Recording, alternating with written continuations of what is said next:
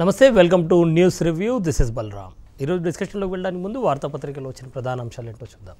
ఈనాడు చూసుకుంటే పాలనను కేసీఆర్ గాలికి వదిలేశారు అంటూ మోదీ చేసిన ఆరోపణ ఒక వార్త కనిపిస్తోంది. కేంద్ర పథకాలపై ఇక్కడి సర్కారు సొంత ముద్ర వేసుకుంటోంది. ఎంఐఎం తెరాస దోస్తి వారి కోసమే, కాంగ్రెస్కు నీతి లేదు, వారి నిబద్ధత ఏమిటో తెలుసు, కొత్త భారత్ నిర్మాణానికి ఓటు వేయాలి అంటూ మోదీ పిలుపునిచ్చిన వార్త ఒకటి హైలైట్ అవుతుంది. తర్వాత కేసీఆర్ దానికి కౌంటర్ ఇచ్చారు. ఎన్నికల తర్వాత భాజపా దుకాణం బంద్ అవుతుంది అంటూ ఆయన కామెంట్ చేశారు. ఢిల్లీని శాసించేది ప్రాంతీయ పార్టీలే అంటూ ఆయన కామెంట్ చేశారు. అదేవిధంగా కాంగ్రెస్ పార్టీకి సంబంధించిన వార్త చూసుకుంటే సభ్యత్వాల రద్దుపై పోరాటానికి సిద్ధమవుతుంది కాంగ్రెస్ పార్టీ.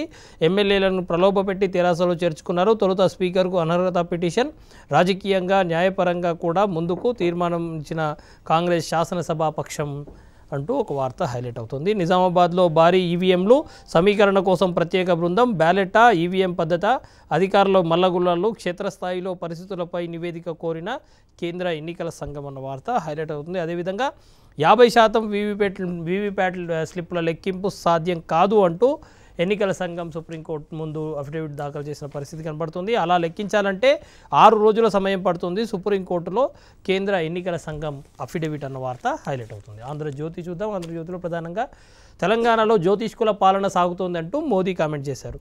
ముందస్తుకు తొందరపడ్డారు, కేబినెట్ ఏర్పాటుకు మాత్రం ఆలస్యం చేశారు, జ్యోతిష్కుల సూచనతోనే చేశారేమో కేసీఆర్ను ఎద్దేవా చేసిన ప్రధాని మోదీ అన్న వార్త హైలైట్ అవుతోంది. అదేవిధంగా డొల్ల స్ట్రైక్స్, 300 మంది చనిపోయారని మోదీ డొల్ల ప్రచారం చేస్తున్నారు. చీమ కూడా చావలేదని మసూద్ అజార్ అన్నారు. యూపీఏ హయాంలో 11 సార్లు సర్జికల్ స్ట్రైక్స్ చేశారంటూ ఆయన మరొక సరికొత్త అంశాన్ని లేవనెత్తారు. అదేవిధంగా ఆ ఎమ్మెల్యేలను పై అనర్హత వైటు వేయండి, అసెంబ్లీ కార్యదర్శికి సీఎల్పీ ఫిర్యాదు, స్పీకర్ అనుమతి లేనిదే పిటిషన్ తీసుకోనన్న అసెంబ్లీ కార్యదర్శి అన్న వార్త కనిపిస్తోంది. ఏ ఒక్క దుర్మార్గుడికి పైసా ఇవ్వద్దు, భూముల పనులన్నీ పెండింగ్లో పెట్టుకోండి, ఓ రైతు సమస్య పరిష్కరించా, జూన్లో విప్లవాత్మక నిర్ణయం, రెవెన్యూపై కేసీఆర్ కీలక ప్రకటన, రెవెన్యూ సంఘాల ఆగ్రహం, శాఖను కాపాడుకుంటాం, పలు జిల్లాలో వర్క్ టు రూల్, మరో ఫేస్బుక్ పోస్ట్పై సీఎంఓ స్పందన, రంగంలోకి కలెక్టర్ అన్న వార్త కనిపిస్తోంది. అదేవిధంగా నమస్తే తెలంగాణ చూస్తే నమస్తే తెలంగాణలో ప్రధానంగా గుణాత్మక మార్పు రావాలి, దేశం కొత్త బాట పట్టాలి అంటూ కేసీఆర్ చేసిన కామెంట్స్ కనబడుతోంది. అవసరమైతే జాతీయ పార్టీ పెడతా, ప్రాంతీయ పార్టీలతో కలిసి కాన్షియం తెలంగాణలో జాతీయ గౌరవం పెంచేలా దేశానికి ఉపయోగపడే ఉత్తమ రాజకీయం కావాలి అంటూ ఆయన కామెంట్ చేశారు. అదేవిధంగా నీతి ఆయోగ్ను రద్దు చేస్తామంటూ రాహుల్ గాంధీ చేసిన ప్రకటన, ప్రణాళికా సంఘాన్ని పునరుద్ధరిస్తామంటూ ఆయన కామెంట్ చేశారు. యూటర్న్ బాబు, ఆయన పాలనలో అంతా అవినీతే, కేంద్ర పథకాలకు తన స్టిక్కర్ తగిలించుకున్నారు, 7,000 కోట్లు ఇచ్చిన పోలవరం గాల్లోనే ఉంది, ఏపీ ప్రభుత్వానికి అభివృద్ధిపై చిత్తశుద్ధి లేదు, పాక్ ఉగ్రవాద శిబిరాలు దాడులపై కాంగ్రెస్ తప్పుడు ప్రచారం చేస్తుంది అంటూ పాలమూరు కర్నూలు సభల్లో ప్రధాని మోదీ కామెంట్స్ అంటూ నమస్తే తెలంగాణ రిపోర్ట్ చేసింది. సాక్షి చూద్దాం. సాక్షిలో ప్రధానంగా తెలంగాణ అభివృద్ధికి కేసీఆర్ అడ్డంకి అంటూ మోదీ కామెంట్ చేశారు. జ్యోతిష్యుల సలహాతోనే తెలంగాణలో పాలన, పాలమూరు సభలో ప్రధాని మోదీ ధ్వజం. ఓట్ల కోసం ప్రధాని పచ్చి అబద్ధాలు చెప్తున్నారంటూ కేసీఆర్ కామెంట్ చేశారు. 5 ఏళ్ళు ఆయన ఏమి అభివృద్ధి చేశారు, మిర్యాలగూడలో కేసీఆర్ ప్రశ్న.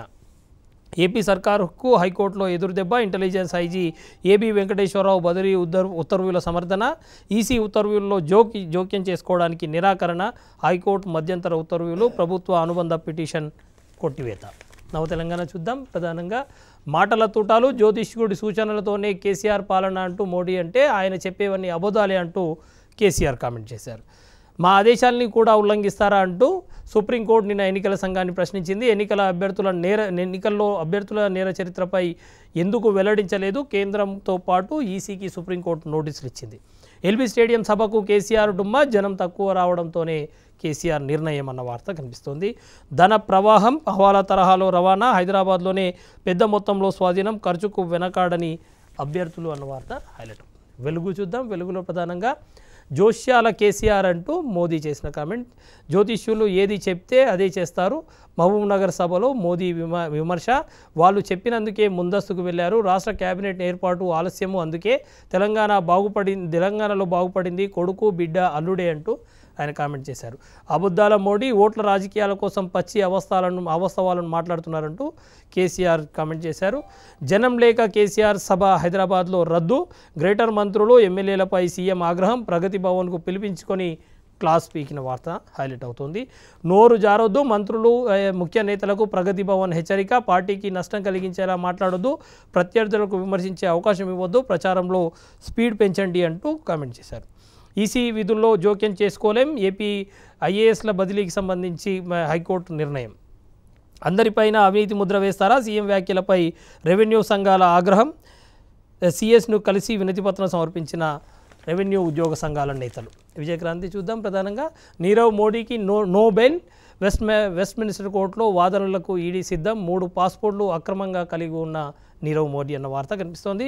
నవభారతం కోసం ఓటేయండి, బలమైన కాపలాదారుడు కావాలా, కలంకితులు కావాలా, మీరే తేల్చుకోండి అంటూ మోదీ చేసిన కామెంట్స్ కనిపిస్తున్నాయి.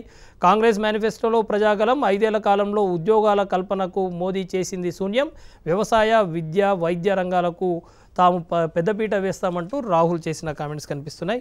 అదేవిధంగా దోమల నిర్మూలనకు డ్రోన్ల సాయంతో దోమల మందుల పిచికారీ చేయడానికి జిహెచ్ఎంసీ నిర్ణయం తీసుకుంది అన్న వార్త హైలైట్ అవుతుంది. ఇవి వార్తాపత్రికలో వచ్చిన అంశాలు. వీటిని డిస్కషన్లో వెళ్ళడానికి ముందు మనం గెస్ట్లను ఒకసారి పరిచయం చేసుకుందాం. రాజకీయ సామాజిక విశ్లేషకులు వివి రావు గారు ఉన్నారు. అదేవిధంగా టీఆర్ఎస్ నేత దినేష్ చౌదరి గారు ఉన్నారు. బీజేపీ అధికార ప్రతినిధి సునీతారెడ్డి గారు ఉన్నారు. కాంగ్రెస్ పార్టీ అధికార ప్రతినిధి హర్షవర్ధన్ రెడ్డి గారు ఉన్నారు.